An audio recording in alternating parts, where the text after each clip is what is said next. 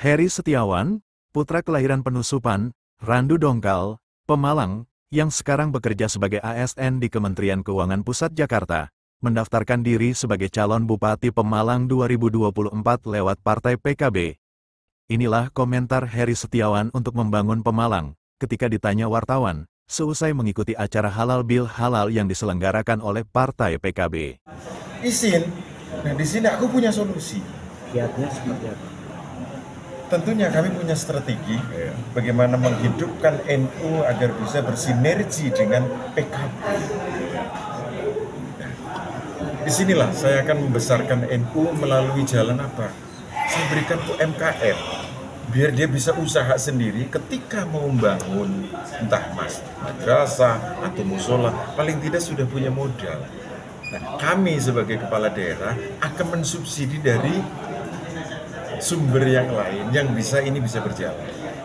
Poinnya adalah yang disampaikan oleh beliau, Gus Yusuf, bagaimana menghidupkan NU, melindungi Patayat, kemudian petani, insya Allah itu target saya. Sementara PAD dari Pemalang bagaimana? Sangat minim banget. Untuk terkait PAD Pemalang saat sekarang ini kan 380 miliar. Dan itu mau dihitung kayak apapun sulit untuk merubah. Kami punya strategi. Apa itu strateginya? Kami akan berkoordinasi dengan kementerian lembaga yang ada di pusat. Bagaimana bisa nyengget, bahasanya wong Pemalang ini nyengget. Dan ini yang selama ini tidak pernah dilakukan oleh beliau-beliau terdahulu. Kami memaklumi keterbatasan informasi, keterbatasan berita, sehingga beliau tidak bisa nyengket itu. Ketika kami izin Allah dapat kepercayaan dari PKB, maka saya akan mengoptimalkan peluang. Apa itu salah satunya? Dana bagi hasil, dana kurang bayar, bahkan saya mengoptimalkan dana hibah. Definisi hibah itu tidak mesti harus dari pemerintah, bisa dari pemerintah provinsi kita bisa terima, bisa kita terima dari kabupaten lain yang sudah maju meningkat PAD-nya.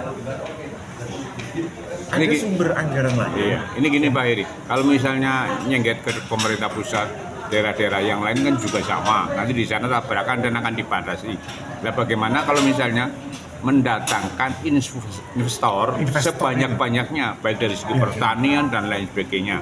Link-link itu mungkin bisa dijalin. Gimana? Baik. Ya. Pertama yang perlu saya sampaikan bahwa kenapa investor sampai sekarang yang besar-besar belum bisa masuk ke Pemalang? Nah itu terbentur dengan aturan. Birokrasi yang ada itu mempersulit investor masuk. Yang kedua, sarana dan prasarana di Kabupaten Pemalang itulah yang menyebabkan investor belum bisa masuk. Bagaimana perusahaan besar akan masuk ke Pemalang jika infrastrukturnya belum memadai? Birokrasi berbelit-belit. Terutama dari laporan keuangan daerah itu akan aku sentuh lebih dulu, kami perbaiki. Sehingga di mana kelemahannya di situ kami akan mengevaluasi. Jadi itu dari saya terkait investor bahwa kami bisa datangkan, tetapi kami juga harus mempersiapkan sarananya dulu, gitu loh. Bagaimana investor mau tertarik kalau tempatnya belum memadai? Jika saya dapat kepercayaan dari PKB, yang pertama saya membawa program kerja, bukan visi misi.